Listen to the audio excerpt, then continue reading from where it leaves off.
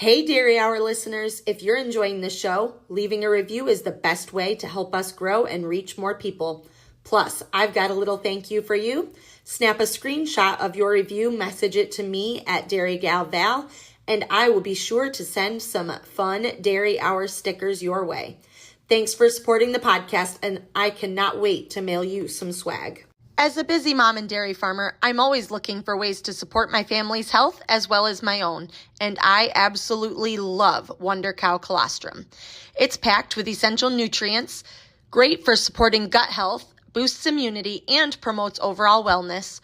Whether it's for me, my kids, or anyone looking to stay strong and healthy, Wonder Cow is my go-to daily supplement. I've been taking it for a year now, and it is irreplaceable in my daily routine.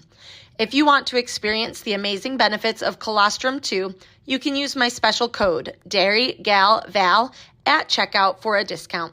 Give Wonder Cow a try, and you will definitely feel the difference. Hello, everyone, and welcome to today's episode of the Dairy Hour podcast. I am your host, Val Lavigne, and I'm joined today by Becca Hilby. Becca, how are you? I'm doing well. Thanks so much for having me. Good. I'm so excited. And funny story, I actually have been on a podcast with Becca before, back, 2 years ago now? And it was not my podcast. It was for Dairy Checkoff. So that was pretty neat. And now we've brought Becca on here for you guys because Becca is awesome. So Podcast. That was so much fun. I was thinking about it. I was driving today and I'm like, yes, we've totally been on a podcast before. Like, it was awesome. It was with the mascot of the Indiana Colts. Yeah. And the guy that lives in Nashville, the food blogger guy. What is his name? I don't remember. Put me on the spot. I don't remember either, but it was like such a fun group of people. And it was. I started following, I'm not like a fan of the Colts by any means, but I still follow the mascot because he's so funny. Yes. And every once in a while they show up on my TikTok and I'm just like, pie to the face.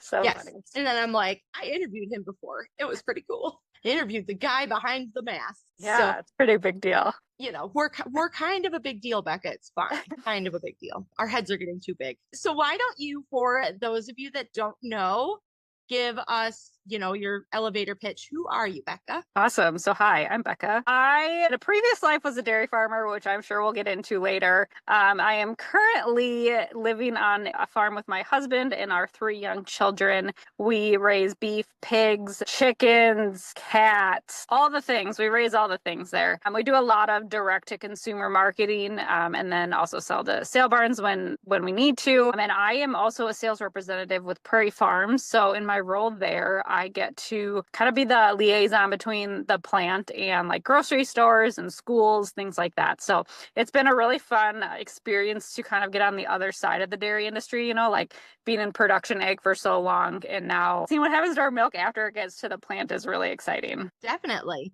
And, this is a fairly new role. You've been there how long?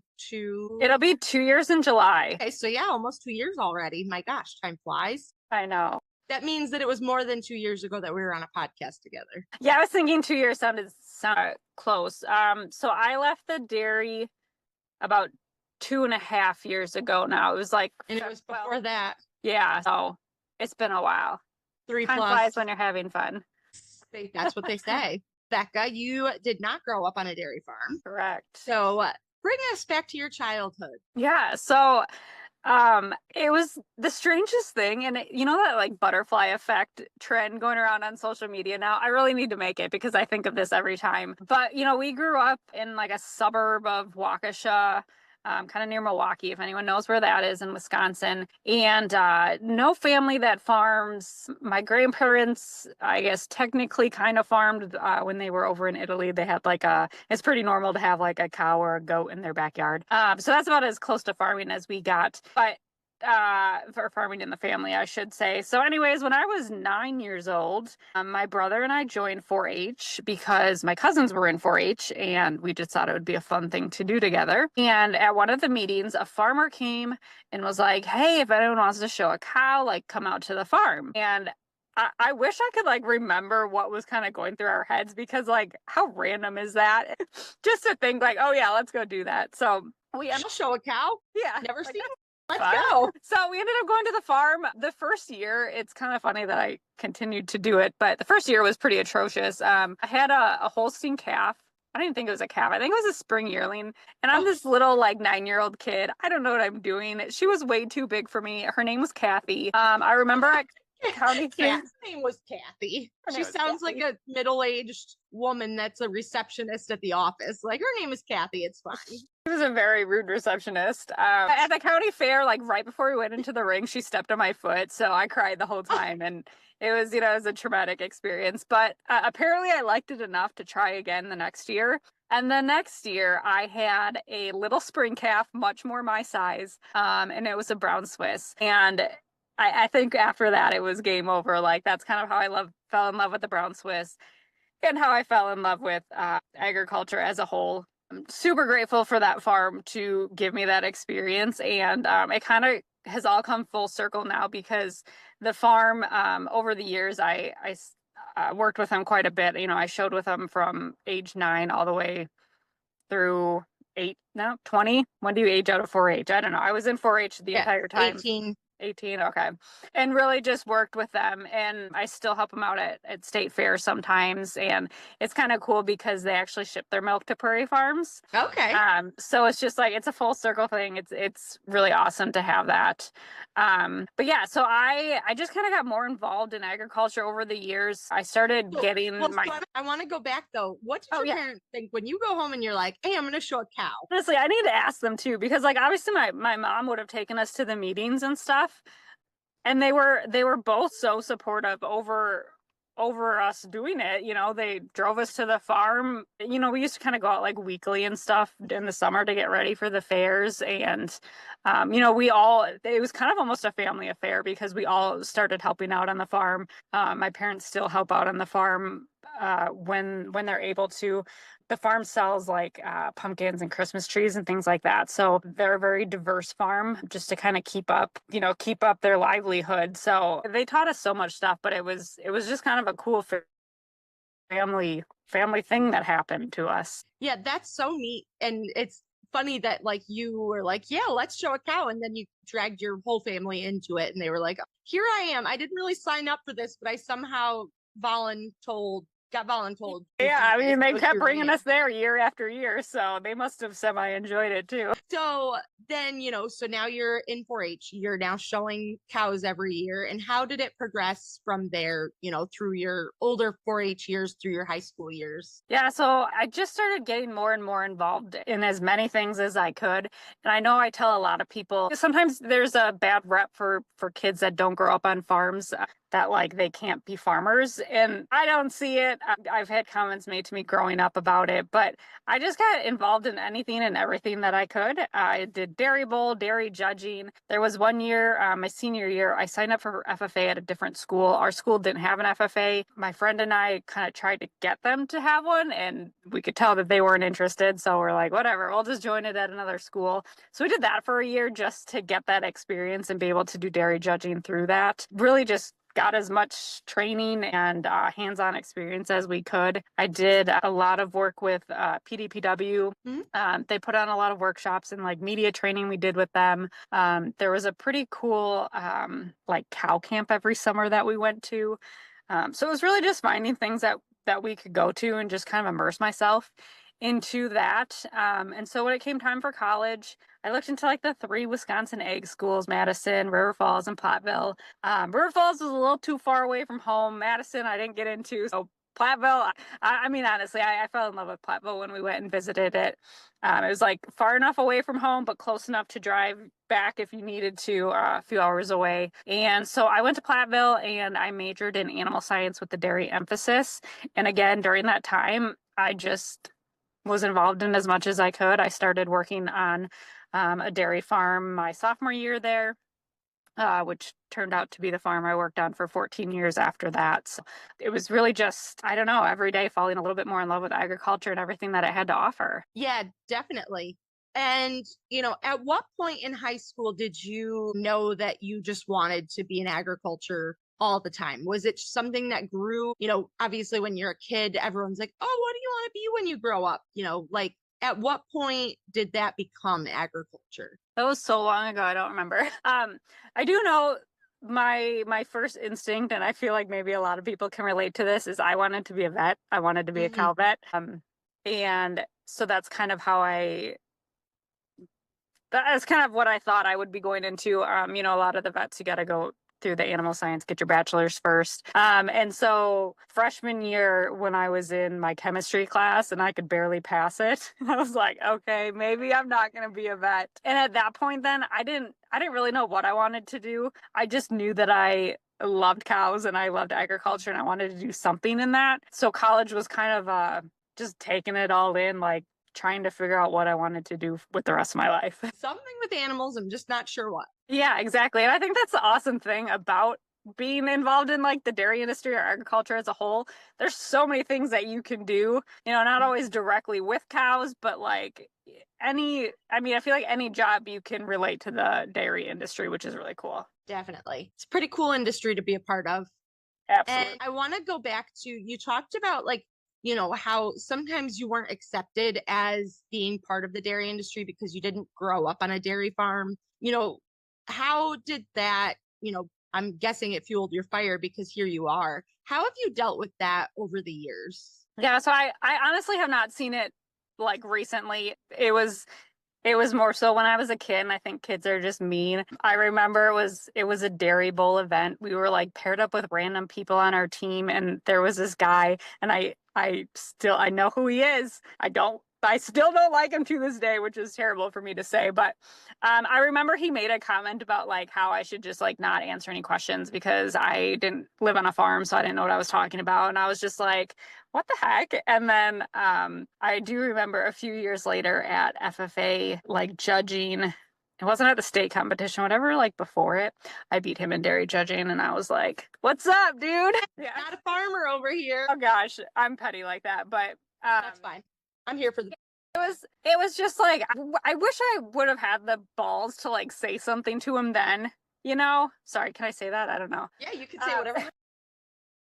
I wish I would have had that confidence to do that. And I mean, I didn't. I still sometimes don't have the confidence. I think imposter syndrome is, I mean, I'm sure everyone has it, but I've dealt a lot with that just through the years, like especially in college too. It was like so many people grew up on farms, lived on farms, had farms to go home to. And it was like, crap, like, what am I going to do? I don't have anything to go back to. So I don't know. I think it was just the passion that I had for the industry that kind of kept me going. Definitely. And I don't think that, you know, if you're listening to this and you're in the dairy industry, or if you're in any agricultural industry or any industry at all, like especially dairies are obviously, there's becoming fewer and fewer dairies. So people that want to be a part of our quote unquote club are welcome, because if you don't have new members joining the club, then you're not going to have an industry. So absolutely, I encourage people, if you're interested and you have a true passion to be in any specific sector of ag, any specific,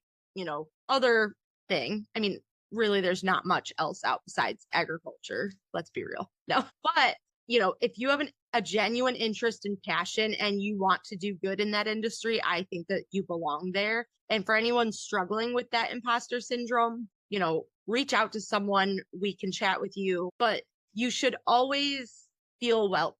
And if people make you not feel welcome, then they're not your people.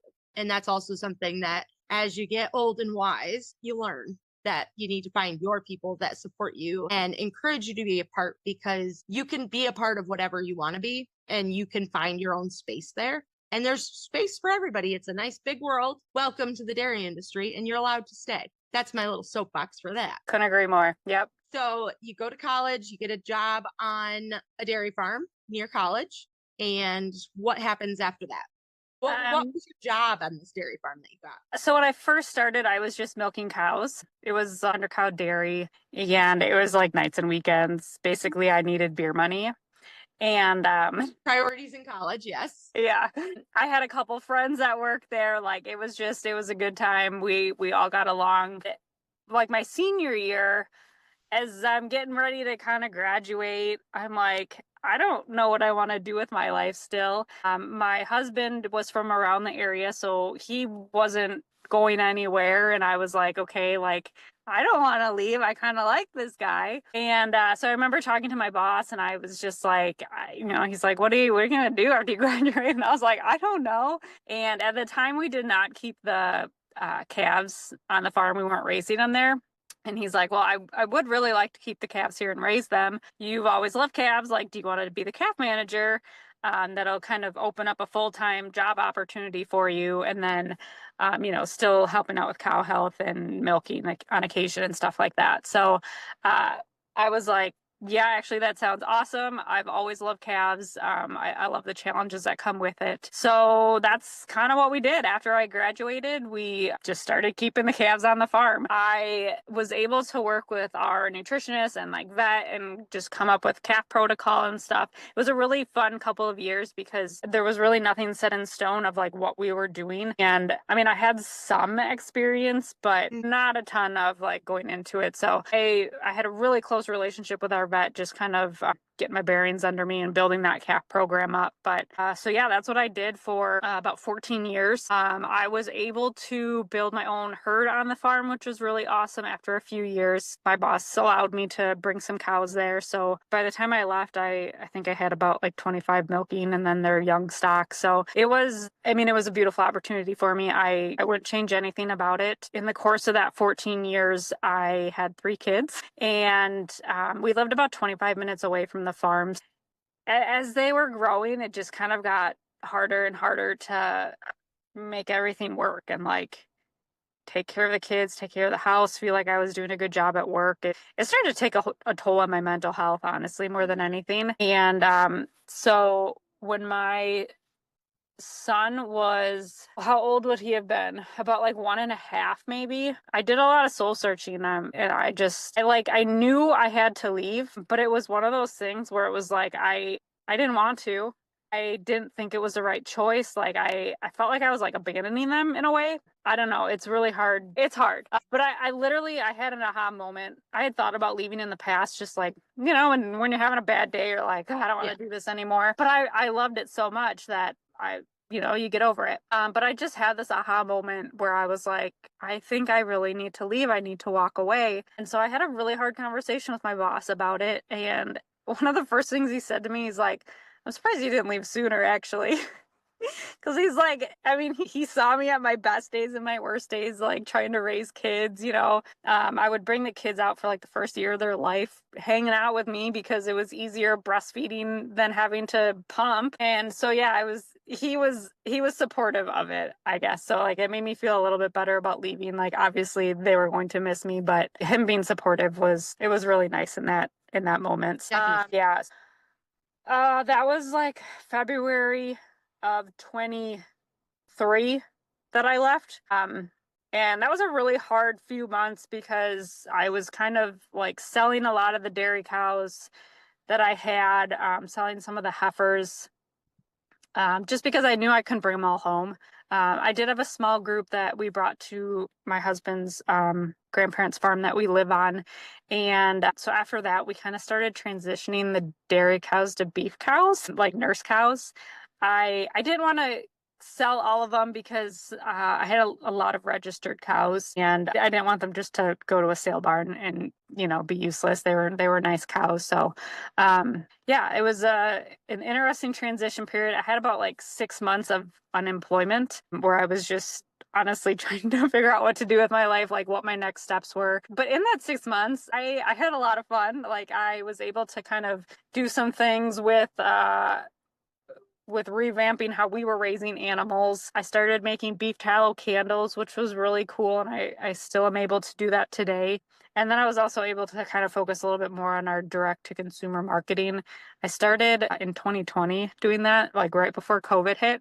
And that was wild because we had booked a steer for our first farmers market, and then COVID hit, and I'm like, great, now I have all this meat and like the farmers market's going to be canceled. But it was honestly the best thing that could have happened during that time because there was such a push for people wanting local products, like because they realized that they could go to the grocery store and not see what they needed. So yeah, I feel like I'm rambling at this point, but yeah, I went about 6 months, and then the Prairie Farms job kind of fell into my lap, kind of not really. My husband also works there, and he knew of this job opening up that they had with the sales team, and he's like, just go in for an interview and like see how it goes. And so I did. And one of the big things that I told them like a lot was I left my old job because of family. Like I need flexibility. I need to be able to stay with my kids if they're sick, things like that. And Prairie Farms is a very family first company. So yeah, it's been a really good fit. Awesome. And I want to back up because you did some other things while you were working for the dairy. Do you want to talk a little bit about how you and your husband built up your operation on your own property? Sure, yeah. So my husband and his brother ran the crop ground on that farm for a few years before we decided to move on to the property. We moved there in 2015, I think. And we were running the crop ground. The barns were sitting empty, and we kind of knew like if we were ever going to be able to purchase the barns or all the ground and stuff, that we needed more cash flow. So that's kind of where we started. We were buying bottle calves. I was bringing the bull calves from my cows home to the farm so that we could bottle feed them there and raise them. And we were selling them as feeder cattle. The brown Swiss, people just hate on the brown Swiss. And if you took a brown Swiss to the sale barn, you weren't making good money on it. So we were like, okay, well, we're going to save the brown Swiss and we'll get it butchered for ourselves. We'll fill our freezer. Well, we discovered brown Swiss are delicious. They're kind of considered a dual purpose breed. And so we started finishing those out. And then it kind of started with us selling quarters and halves to family and friends. And then, we were like, wow, this, people are really enjoying this. I think it'd be really cool to do a farmer's market. I think just growing up, being outside of agriculture, I've just always had this passion to share agriculture with people, whether it be online or in person. So I thought farmers markets would just be a good way to do that. So that's kind of how that started. Very time consuming. I don't even do the Saturday markets I could not. The farmers markets that I do are once a month, and that's enough for me to handle. But just a really cool opportunity to meet other people in your community and honestly just let them know that there's a farmer in their area that is willing to show them how their food is raised and to answer questions that they might have. So it's kind of just snowballed from that. We made a website. We don't do any shipping of beef or anything like that. Maybe if I had a few more hours in the day, I would. But yeah, it's been a slow addition of everything that we do. We brought on pigs a few years ago. We were raising out a couple. I need to pause you right there. Oh yeah. Because, oh my gosh, your pigs are literally, I don't like pigs. I like to eat them and that is about it. But your baby pigs are so stinking cute. They're adorable when they're small. Oh my gosh. They get big. You post these videos and I'm like, oh my gosh, I need one. And then I'm like, no, I don't even like pigs. Why would I get one? I'm just going to live vicariously through you watching the baby pigs, and then they grow up and they taste delicious, but I don't have to raise them. So I just want to throw that out, that they literally for a moment make me go, oh my gosh, I need to snuggle it. And then I'm like, no, I do not need to snuggle it because I don't like pigs. And my one daughter seems to think that she loves pigs right now. And I'm like, super. If you ever convince in the butt right now. If you ever convince your grandfather to bring you home a pig, mom's not feeding it. Mom's not touching it. Mom's not doing anything except for eating it. So let's just let that be known. But they're so darn cute. They're adorable when they're little, and then they get big. Oh my. Joey loves the pigs. I don't know. He enjoys raising them. So we actually had started out. We were buying feeder pigs. We were buying 6 to 10 a year just to finish out and sell it to family and friends again. And then it got really hard to find feeder pigs and they got really expensive a couple years ago. So we ended up keeping back a gilt and we bought a boar. I called one of my old college professors at the swine unit at UWP and I was like, hey, do you have a boar that we could buy? And she's like, sure. So we bought a boar and we started breeding our own pigs. And It was fun. Obviously, the piglets they're super cute when they're born. So we've kind of just expanded it from there. But Joey told me a couple weeks ago that as long as I keep bringing home brown cows, he gets to keep expanding the pig herd. So I'm like, that's valid. You do you. If it lets me get another cow, I guess it works. Yeah, I'll allow it. So the other thing that you started doing while you were working on the farm is sharing on social media. And what made you get into doing that? Like, if you want to kind of talk about your adventure with that, because if people have heard of you, that's how they know you, because you're well loved and well respected in the social media realm. So if you want to kind of chat about how you've gotten into doing that. Awesome. Yeah. Oh, thank you. That was so sweet. So I think we kind of like grew up in a really cool time with social media because like when we were younger, we didn't have it, obviously. Instagram, I think, started in 2010. And so that was the year before I graduated from college. I'm aging myself. Hey, you and but I are the same age, so here we are. okay, we're fine. So honestly, I started posting on Instagram in like 2011, more so basically when I graduated college, because I thought that calves were just the cutest thing ever, and everyone wanted to see them. And I have gone through a couple phases in my social media experience, which is like it's been fun. But so at first I'm just posting cute pictures of calves, kind of keeping up with friends and family, because I live a couple hours away from my family now. And then I did a little shift towards being educational. A lot of people kind of wanted to know where their food was coming from. And at that point, I realized like, okay, I had a kind of a platform to share that, or like just to be able to share my point of view in the dairy industry and like how I raise calves and stuff like that. It went to more of an educational thing where I was just kind of showing the daily day-to-day routine stuff that I was doing. And I think a lot of people maybe don't realize this when they start sharing on social media, but you don't have to overthink what you're posting, because a lot of things that I think maybe are boring, or like I'm like, oh, I do this every single day. Other people don't think that. Like they don't get to see this stuff every single day. So like if I was feeding a new calf, I'd have a picture of it, because I mean it was what I was doing. It was easy content to post, and people enjoy seeing that kind of thing. Like less than 2% of the population is involved in agriculture. So I think it's important to remember that there's so many people outside of ag that don't know what we're doing. So after being like educational for a while, I kind of started to realize like people don't necessarily want to be educated. They want to learn, but they don't want it to be pushed on them. I don't want to know they're learning, but they want to learn.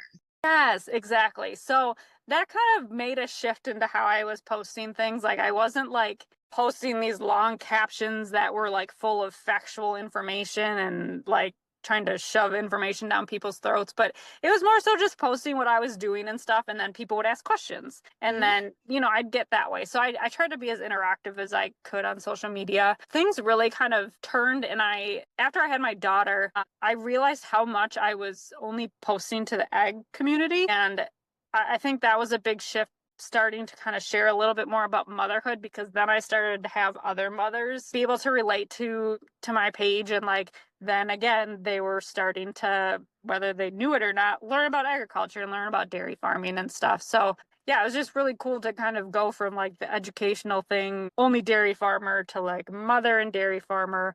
And now I don't know, I share all things agriculture, motherhood, chaos. I feel you on the chaos. The chaos is real. Yeah, people love the chaos though. Like the most chaotic days where I'm like, oh my God, people are going to think I'm like such a mess. They enjoy that content the most. So I'm like, well, if somebody else is chaotic too, it's perfect. Like, oh my gosh. See, now my biggest struggle is that I have these chaotic days, but do you think that I think to like pull my phone out? No. Yeah, it's hard. And then I'm like, crap, that would have been like good, but here we are. Now misses the boat again. It's fine. Yeah. Like, whatever. No, it's it's hard to do all the things, like especially dairy farming. You're so busy all the time, and so it's hard to be like, oh wait, I should take a picture of this, Do or it for I the should video gram. this.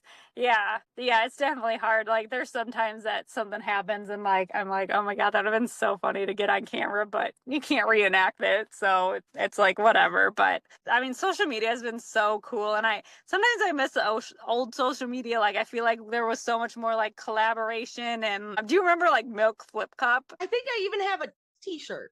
I mean, what a time Pretty to sure be I have a alive. t-shirt. That was so fun. So I sometimes I wish, I mean, and I'm guilty, like I don't plan any of these things, but I know we're all super busy now, but I think social media and all the opportunities that it's brought me have been so cool.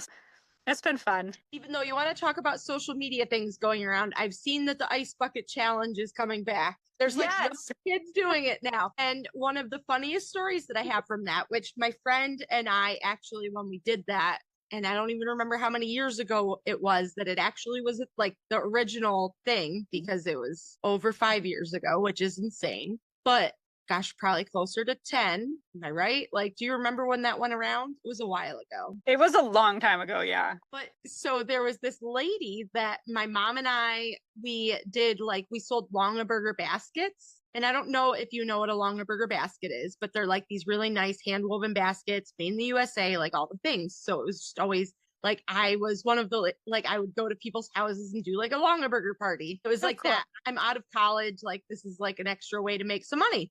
Perfect. So there was like this lady and she was like the leader of our area group, you know? And so we were doing the ice bucket challenge and she had gotten nominated. And it was the funniest thing because she stands out and she's just like this little older lady. And she's just like one of those like happy to do anything ladies, like, yay, my foot just got stepped on my account. Awesome. Like she's one of those people, which she was great. Like I'm not saying anything negative about her, but she missed like to do it in ice water rather than just chunks of ice. Oh, no. On this video and she's got her basket and she's got ice in it and she's doing it and she dumps it over her head and just this clump of ice comes out, whacks her in the head, and she's like, and then she's still smiling and I'm like, you literally just got clonked in the head with like a chunk of ice and you're sitting here like chipper and happy. The rest of us Like blood running down her face. Yeah. Oh, whenever I see anybody doing the ice bucket challenge, all I think about is that video. And it somehow the way I was tagged, it pops up in my memories on Facebook once a year. And I just die laughing every single, it never gets old. It is just the funniest thing. But just this big clump, like, you know how when ice starts to melt, but then it'll like stick to itself. Yeah. Wonk, right on top of the head. Memo to self. If you're doing an ice bucket challenge, put water in with the ice so that it stays water. Because otherwise you run the risk of head injury. Good life advice. Mix water with your ice so it doesn't hit you in the head too hard. Perfect. Oh my gosh. So, what kind of things have you learned moving back to your story? I told you tangents are great. So, you've been working for Prairie Farms for almost 2 years now. What different things have you learned? You're on the other side of the industry now. What kind of things have you learned or that have been eye-opening to you as switching from the actual animal side to the finished product side? I think just like the amazement of what happens to milk after it leaves the farm, which is, I don't know if that's like I don't know. I guess that was kind of something that I never really thought about. Like, yeah, they take the milk in and then it ends up in the grocery store. So it's just been really cool to see what happens to it after it gets off the truck, like just seeing our bottling room and like how much milk they can process in a day. I think today it was like they were making 166,000 gallons. And then, plus the half gallons that we're making, all the school milks that we're making, like there is so much volume that goes through our plant and so many moving pieces to get the product from the plants to the grocery store to the schools, things like that. So it's given me like an appreciation, I think, of all the work that goes after milk leaves the farm. I mean, we know that dairy farming is a lot of work. It's a lot of work to get the milk out of the cows, but it's a lot of work to get the milk into product and like into the grocery store too. So just a sense of appreciation, I think, is the biggest thing. It's just been really cool. And it's also fun to to share that with other people. We have like school groups that come through. The last couple of days, we've had some pre-K kindergarten school students that came in, and like just to see their faces light up when they see all the things and like see how their chocolate milk is made. It's really fun for me to be able to share that, and for them to, I know that they're going to go home and tell their parents like what they saw today, and just kind of build up the love for the dairy industry. People love to hate on it sometimes, but I think everyone in our industry, aside from a couple outliers, does like a fantastic job of producing like healthy, nutritious products. Yeah, and it's almost like a full circle moment for you with all of your years being on Instagram and, trying to just show the public, where their food comes from. It's like just that final, like, it's finishing the circle of like, hey, and here it is now. Like, we worked so hard to produce this, and now we're able to get it on the shelves for you guys. Like, it is like a full circle moment for you. And that's really, really cool. And it's been neat to follow along with your journey and see the different changes in how your life works and how you do things. So it's been fun. Yeah. It just, like I said, it gives me like a greater appreciation for all the work that goes into every stage of it. And even like on the beef side of things, we try to just like stay involved in the processing portion of it. And like, we're pretty good friends with the processor that does all of our beef and pork. So, every time I go there, like he'll show me our carcasses and stuff like that. So it's cool to be involved in like the entire process of it. And I think that helps too for when consumers ask questions. Obviously, I'm not an expert on processing by any means, but like I've got that in my pocket that I can kind of answer to the best of my ability and then like call in an expert when I need it. So I think it's one of those things. I don't know if it's just like as farmers or maybe it's everyone, just that desire to always keep learning and to just never be like satisfied with everything that like it's just I want to know more. I want to like know more about the cuts of beef that we have and like how to utilize everything and utilizing all the aspects of beef cow. I when I learned beef tallow, like obviously now it's super popular, but when I first started making candles, I think it was like just starting. There was maybe like one company that was doing the tallow lotion and stuff. And I remember talking to my processor about it, and he's like, yeah, most of that just gets thrown away. Like people don't want it. He said like sometimes the older ladies like to get the suet for like bird feeders and stuff, or they make a suet soup, which sounds terrible. Yeah. I don't know. But I was like, okay, so if you're throwing it away, like I would love to take it and like do something with it. And I did, I should have stuck with it. I could have probably been a millionaire by now. I did try to make like lotions and stuff, and I just didn't love it. I don't know. I didn't love the feeling of it. But then I saw you can make candles out of it. And I was like, you make candles out of beef fat? Like, that's cool. So I started playing around with that, and I do that in beeswax to make the candles. But just like every little bit of the cow that I can take to utilize it and use the whole animal is really cool, and just another one of those ways that farmers are sustainable and like looking toward the future. So yeah, it's been fun. Awesome. So before we move on to the next part of the podcast, do you have anything else that you want to talk about on your journey? Are you ready to move on to some fun questions? I don't think so. I guess I just want to say, like, for anyone else that is kind of like in a pivotal moment in their life and like thinks that it's time for something new, it's scary. It's scary as hell to know that you're making the right decision. And I don't think you ever like know 100% that what you're doing is the right thing.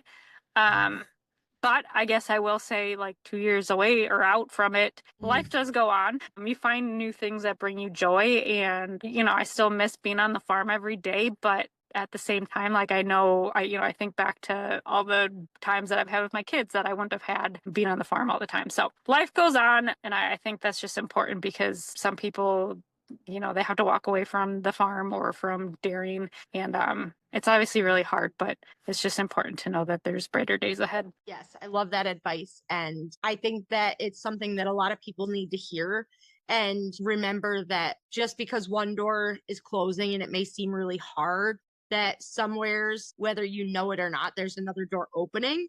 And that could be the door where all your dreams will actually come true. And, while it's hard to not look back and wish that you still had what you had, sometimes going out of that comfort zone And walking through that new door is really what you need for yourself, for your family, for those around you. So very well said. I appreciate you sharing that with everybody. So let's lighten it up and get into some fun rapid fire questions, because Here we go. I love some rapid fire questions. And I already gave you the look earlier. Girl's got a Culver's cup in her hand. And I'm So real good. jealous because we don't have Culver's in New York. So what's your go-to order at Culver's? Ooh, okay. Typically, I'll get a bacon deluxe.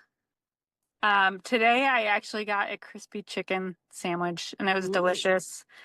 But yeah, bacon deluxe is normally what I'll get. What's with on your fries. A Diet Coke. The Culver's root beer is like not to be slept upon. That is so good. Okay, it is good, yes. I'm like just not a huge root beer person, but Culver's root beer is like superior to other brands, so I'll give you that. The majority of things that Culver's has is superior to other things. Yeah, that's fair. That's okay, fair. I just wanted to make that be known. So fun. I have to share my little fun Culver's thing. I do not have a Culver's anywhere near me. So when I travel, I do tend to be drawn to the Culver's, particularly when I go visit my grandparents every winter in Florida. They have a Culver's that's like 6 minutes from their house. Nice. Such a shame, right? So we did our annual, like, have to go have lunch at Culver's, because you have to go have lunch at Culver's, and remembering for once in my life to not inhale all my food immediately, but take a picture first, because I'm at Culver's and it's worth sharing. Take a picture of my Culver's meal, put it on my Instagram story, tagged Culver's. I was like, when traveling, you must have Culver's, something along those lines. They messaged me, and then they sent me stuff in the mail. That's awesome. Not only did they send me stuff in the mail, they sent me a vanilla custard candle. Yeah, it's amazing. Smells like heaven. That's awesome. I didn't know So- they had candles. Neither did I. But I'm like, oh, they're going to send me like a coupon or like a sticker or something, you know? And I did Yeah. go in, like, do my due diligence, made sure it was the real Culver's messaging me, like all the things. So gave them my address, and I got like a box of stuff, like an Oh, actual, that's so like, fun. a sweatshirt, Beacon pens, like Culver's candle, a snow globe, a gift card, like all sorts. Oh, a bag. Yeah. Coolest thing ever. How you build some customer loyalty right there. How you build Culver's at the top of the line right here, way up there. Yeah. So in my next life, I'm just going to start a Culver's in New York State. Let that be. I'm going to be a Good fast goal. flipping Culver's burger lady. So, because I do love a good butter burger. Mm-hmm. So, and cheese curds, of course, because cheese curds. There's no more to be said about that. Yep. So I had to share that because, yeah, did not know that they had candles. Vanilla custard Culver's candle, superior to all candles. Except for, of course, Becca's talent. Yes. Those two are awesome. But Close. she needs to have a vanilla custard scented candle. Yeah, now I need to look into that. Like a chocolate custard one too. Ooh, a chocolate candle. That would smell good. Okay, she's making notes now. Look at her go. So, what's your TV show that you're binging right now? Oh man, I'm an OG Grey's Anatomy girl. I've been watching that since I was in high school. I love like any medical shows. We don't watch a ton of TV. Like 911 I watch, The Rookie, it was like that. I used to love watching The Bachelor and The Bachelorette, but I don't know, the last couple of years I just can't get into it anymore. Yeah, it gets a little over dramatic, I think, in my opinion. Yeah. They gotta keep it like normal, not so dramatic. Get sick of the too much drama. Mm-hmm. Pizza or burgers? Pizza. Well, I She's answered like, that wait. quick choose. Sorry, I'm coming with the hard questions, okay? I think you're gonna have to go with your gut instinct. Yeah, I think I'm gonna stick with pizza. I mean, I love a good burger, but pizza's just so good. What's your favorite way to relax? I love to just sit on the couch and be a complete bum. Okay, like relaxing for the mental health, I really enjoy going on walks with my dog. We go to like the back pasture and it's peaceful as long as the kids don't come with me. You know, the birds are chirping and all the things. So that's probably my favorite way to like unwind and relax. But if I'm just done, I'm just sitting on the couch. All right. Favorite breed of cow besides Brown Swiss? What? If you had That's to not pick number fair. 2. What's number 2? No, I know Brown Swiss is number 1. So what's number 2? Can I say Bronve? You can say whatever you want. The beef version. The beef version of a Brown Swiss. Of course. I mean, I feel like I should say Holsteins as my number 2 because we own quite a few Holsteins. I do love a good roan milking shorthorn though. They're cute. I do. Milking shorthorns have a soft spot in my heart. Also dual purpose. Yeah. Very handy. Yep. Handy little cows they are. So your favorite season? I think spring. I love summer. But I love spring even more because like I like that when it's like not even that warm, it feels so much warmer. And I love when the crops are starting to come up and like the pasture's growing. Like this time of year is just superior. It just takes you out of that seasonal funk and you're just like, there is life and there's vitamin D to be had. It's amazing. Yes. Agreed. Favorite thing to do with the family that doesn't have anything to do with farming? Joey's grandpa has a cabin about an hour away, and so we love to spend just weekend days up there. There's like a pond that the kids can go fishing in and swimming. We go hunting up there too, but usually just cabin days. They're relaxing. The whole family's there, and we're just having a good time. Favorite farm chore? Calves. Least favorite farm chore? Pigs. Like walking in the pig pen. That's very specific, but pigs smell and they love to make messes, and so just having to walk in the pen is always gross. Pigs. Least favorite? Pigs. Same girl, same. Favorite trip you've ever been on? I know you don't get to get out too much. Favorite trip you've been on? Yeah, we don't like go on like extravagant vacations or anything, but I think my favorite trip I had the opportunity to go to an Animal Egg Alliance conference in DC.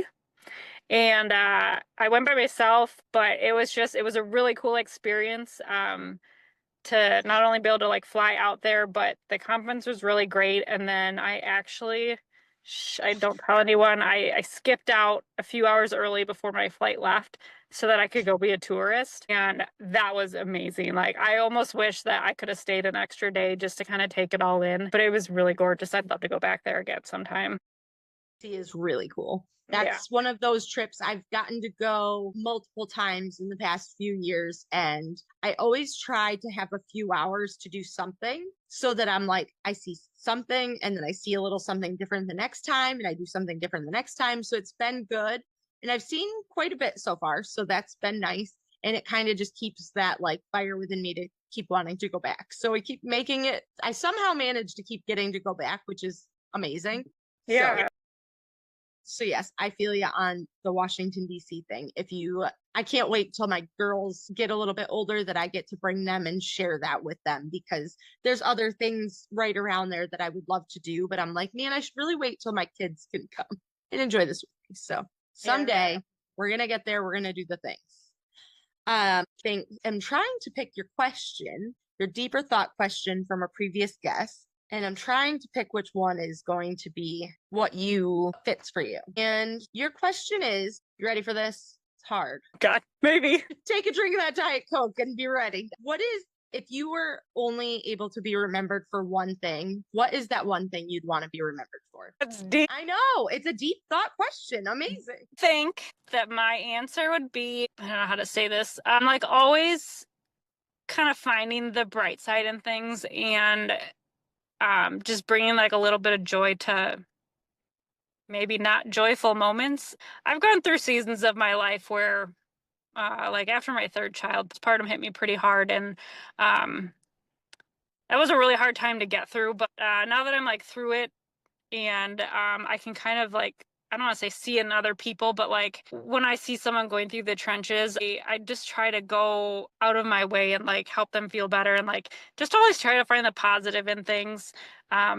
I think in farming, obviously it can be isolating, and there can just be really hard days, and just kind of being able to like find a glimmer of hope in those hard days is really important to me. And I know too, like sharing that kind of stuff on social media is sometimes helpful to other people. Like maybe not all people, but it can be helpful to other people because, like I said, farming can be isolating. So like if you're able to watch someone else that, I don't know, lost a cow, but like found the bright side of it, or like, is moving on a different day, they're getting up and doing it again, just to kind of show that, life sucks sometimes, but tomorrow's a new day. And there's so much to be thankful for. So I don't know how to just put that in one little nice sentence wrapped up for you. I gotcha. And I see that. And you do a very good job of doing that. So thank you. It rang true. So you're good to go. Now, what quote do you have for us today?